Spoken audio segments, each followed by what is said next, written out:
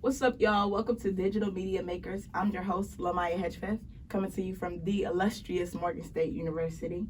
And we're sharing the different journeys of content creators from all sorts of backgrounds. We got people from all different places, just everything. Um, we do this in hopes to inspire y'all and encourage y'all, this next generation of upcoming media makers that we have. And today's guest, we have my girl, the one and only beautiful, talented, intelligent Miss Ciara J. If y'all can give her a little round of applause. Woo! Oh, wow. Thank you. Ciara J is a SWAN major here at Morgan State University. SWAN is for screenwriting and animation. Okay, Ciara, can you tell me a little bit about yourself? Sure. For starters, my favorite color is purple. I guess that's the main thing about me. I'm involved in a lot on campus, actually off campus as well, which is why my schedule is probably a little too overpacked. Okay. Sleep is not really in my vocabulary at the moment. Hopefully we get it in there pretty soon. More things about me. I would guess I'm very ambitious. I like achievement. I like A's. Unfortunately, I'm one of those cry if I gotta be type of people. Me too. Hey, that's understandable. I like to eat grilled shrimp and mashed potatoes. My favorite meal. That's pretty much it about me. Okay, you say that you do a lot of stuff off campus. Can you tell me about some of the organizations that you're in? Yes. So beginning in high school, I worked with an organization by the name of #Lunchbag. In Chicago, we work at the Promontory. It's kind of different than the one here at Baltimore. The only difference is it's a lot of more people in Chicago. And we have set shelters that we go to. Okay. We do distribute sometimes on the street. However, there's more shelters in Chicago that we're able to actually go inside. When I came to Baltimore and started working with the organization here, I found out that we couldn't really go inside. There's actually not very many shelters for them, unfortunately. So we do lots of walking around the city. It broadened my horizon. It opened my eyes, but I always like working with that organization no matter what city it's in anyway, though. Okay. I was able to actually go and do #Lunchbag with Ciara J. So I was able to experience her community service firsthand. It was really fun. I had, a good time. It felt like good to be really involved, and I feel like that's how you are. Like, you love being able to say, that you help somebody, made somebody's life a little bit better, that's what's up. Can you tell me some stuff about, like, your schoolwork? Really, it's just, I'm one of those, what does the syllabus say? What did she say are the requirements to get an A? That's pretty much it. I like school, actually, which is kind of weird in a sense. With that being said, like, during breaks, I sort of get a little itchy and stuff because it's like, oh my God, there's no paper to write. Yeah. And sure. I think that's why I want to go to grad school and just keep it going, just because I like the whole setting of education. I like the whole surroundings of learning, and after I learn, okay, there's more and there's more and there's more, and I just get interested in how creative I can actually get with the learning process. Okay. So as someone who's so educated in the education process, would you ever see yourself like in a teaching role as a professor or some practice when you did it down the road? Fortunately, I do. When I was younger, I didn't want to at all. Like, teaching was not something I wanted to do. I loved going to school, don't get me wrong. Like, I was one of those, even if I'm sick, I'm throwing up, I'm like, Mom, I'm gonna be okay. I can still go. But I don't know if I see myself only being a teacher. I've always wanted to do multiple things in my career, which is another reason why I chose screenwriting and animation, because it's not just a film major, it's screenwriting, it's animation, it's film, it's cinematography, it's producing, exactly. With that being said, I could see myself having an after-school program when it comes to mentoring, so I can teach them the things they don't get taught in school when it comes to taxes or when it comes to self-love or things of that nature. I would love to implement that in a nonprofit organization. However, being an actual teacher, I don't know if I can limit myself to that. If you were to have this mentoring program, this after school program, do you see yourself, where would you take this? Would this be in Chicago? Would this be here in Baltimore? Where do you see yourself? This will be everywhere. It will be called Daring to Succeed. I actually founded it. Yes. I founded it my sophomore year of high school, so it started off in Chicago. So that's really where it's kind of big at, near my high school, Kenwood Academy.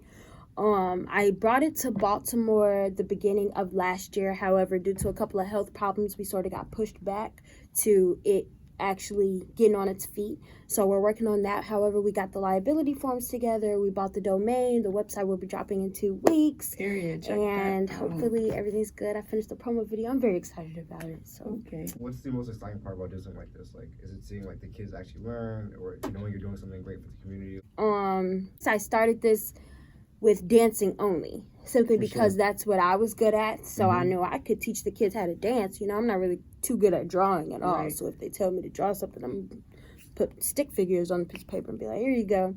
So it wasn't until a young boy asked me, Miss Ciara, can I be a part of DTS? I don't really dance, but I can rap, and they can dance to my rap music. And I was like, we can see what we can do, what we can incorporate. With that being said, I implemented more arts programs in Daring to Succeed. So instead of just dance, we have photography, we have visual arts, which includes drawing. We have spoken word as well. So it's just to get students involved in the arts at a younger age. I know I wish that I had the opportunity to learn more about the producing side of things when I was in school. Just like if someone wants to be a lawyer, you have those type of classes in school from a young age. Mm-hmm. If you want to do something that involves math or that involves science, you have those opportunities. And I feel as though I wasn't being taught things until like either my senior year of high school or when I got into college. So I wanted a step forward as well for my field.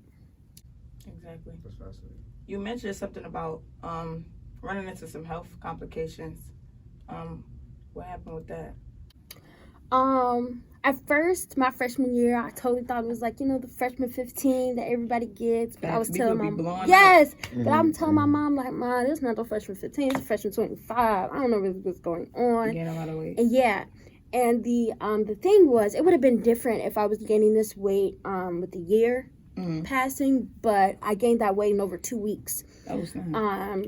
And with gaining that weight with over 2 weeks, I also was having things coming on my body. I thought they were stretch marks. However, stretch marks are similar to your skin color.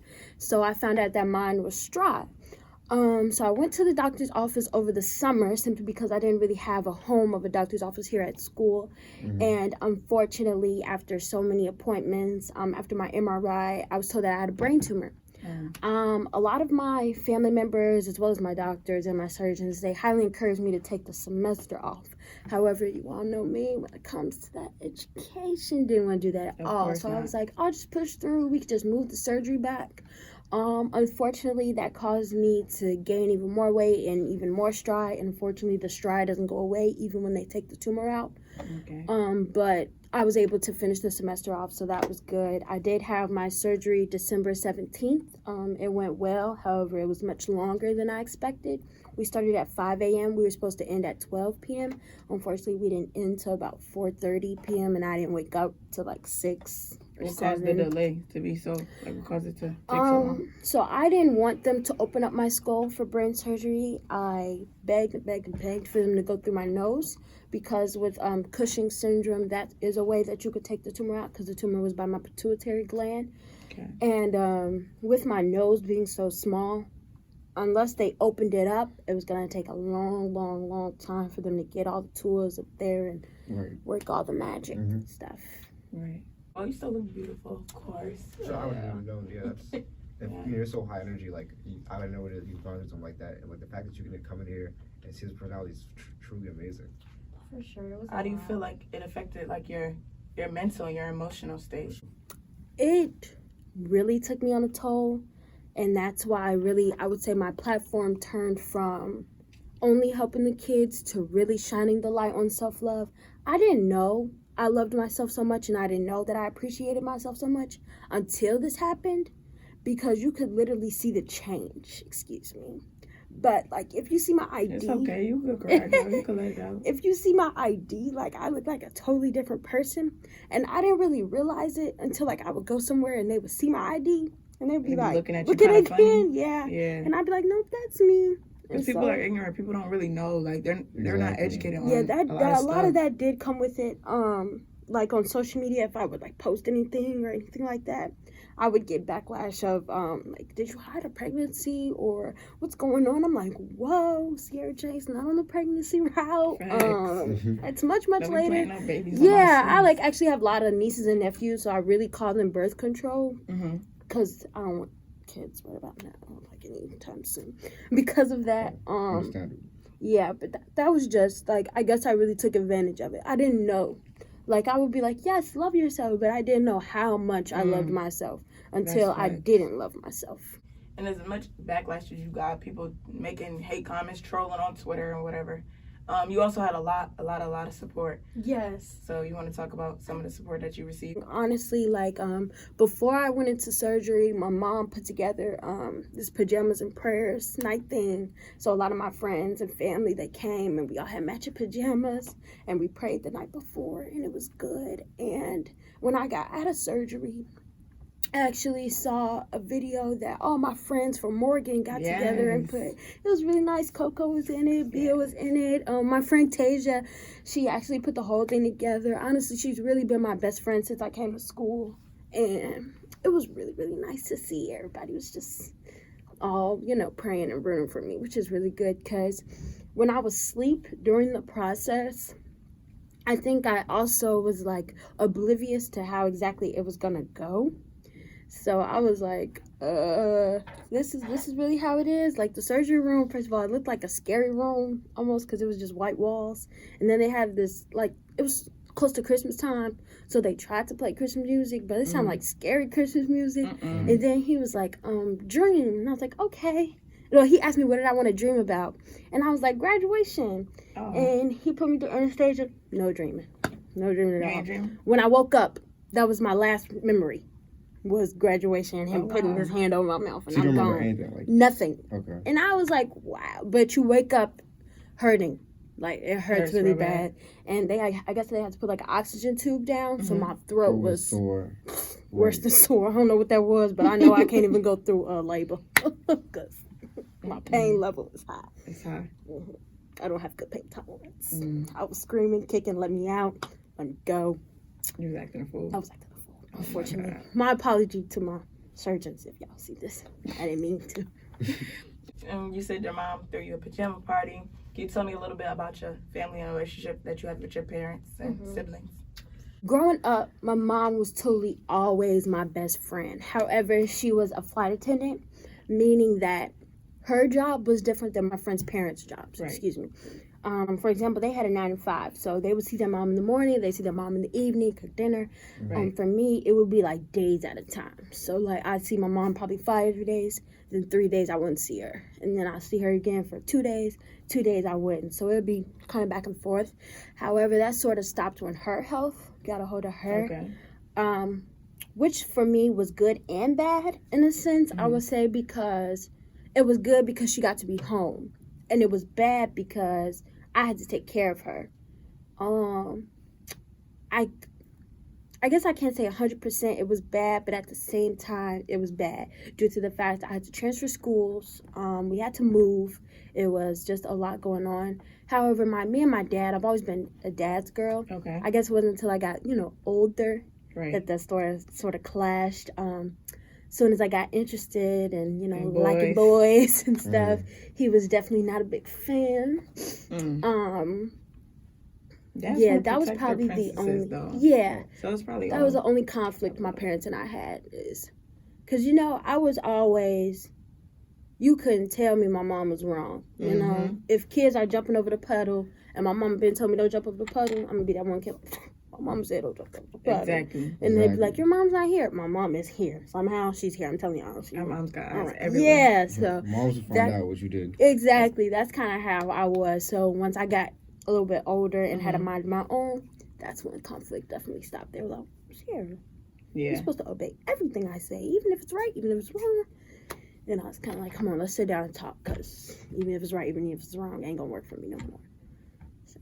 Okay, Ciara J, tell the people about your love life. What's your relationships like?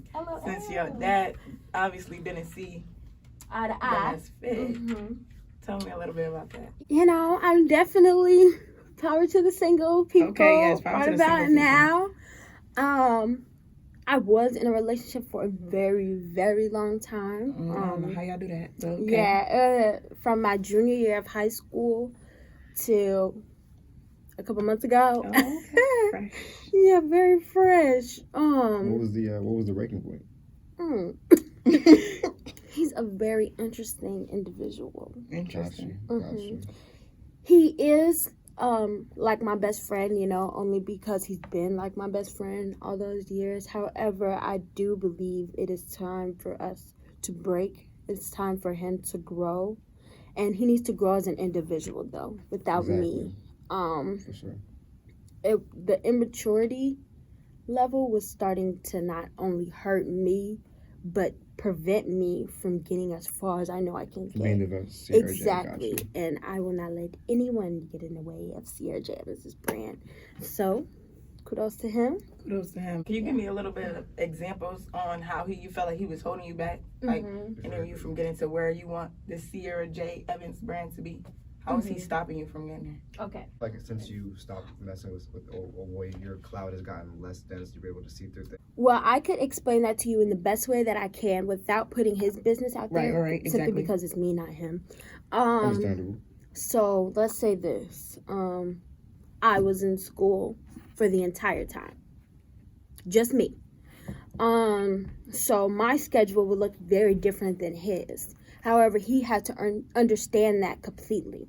For me, education is a very big thing, like I told you all. So being on time is a big thing. Me getting work done is a big thing. All that extra stuff and all that extra headache can't be in my way because I have a particular checklist. I make checklists for myself every day. If you get in the middle of that checklist, that won't work out.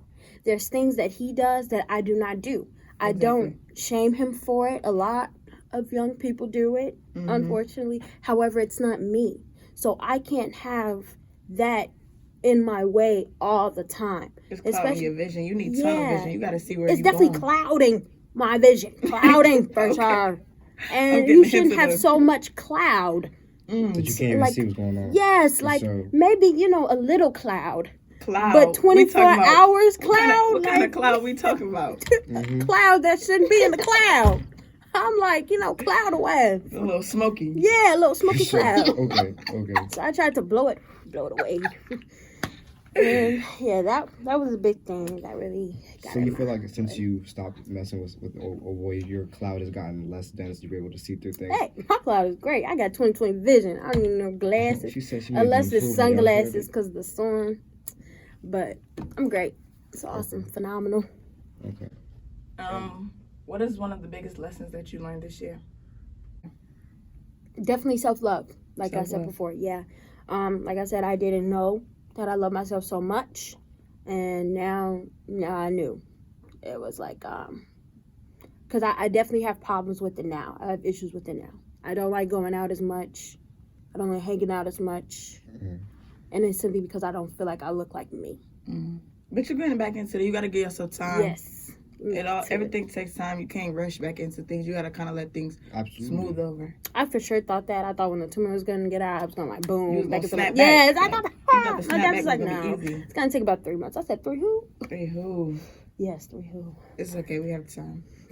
Seeing as though it is Women's Empowerment Month, we have to make sure that we are, power to the woman. We have to make sure that we are really loving ourselves and just taking time to like be in love with ourselves and just, we got to be a little bit selfish. We got to stop giving everybody everything. We got to give ourselves everything.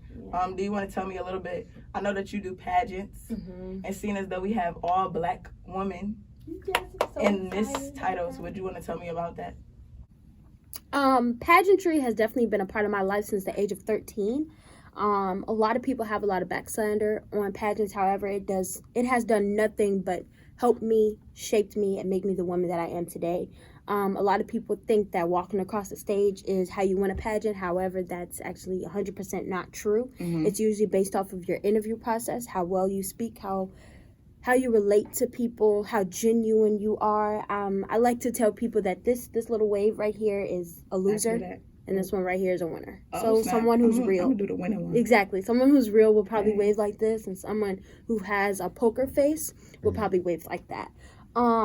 with that being said, I'm also in an upcoming pageant, Miss Black Girls Vote, here at Morgan State University. Hey, Miss Black Girls Vote. Yeah, I'm very excited. It will be on March 14th. Doors open at 6:30. If you'd like to come, hit me up. Tickets are only $5. Come support my girl. Yes. Oh, for sure we can be I'm there. very excited.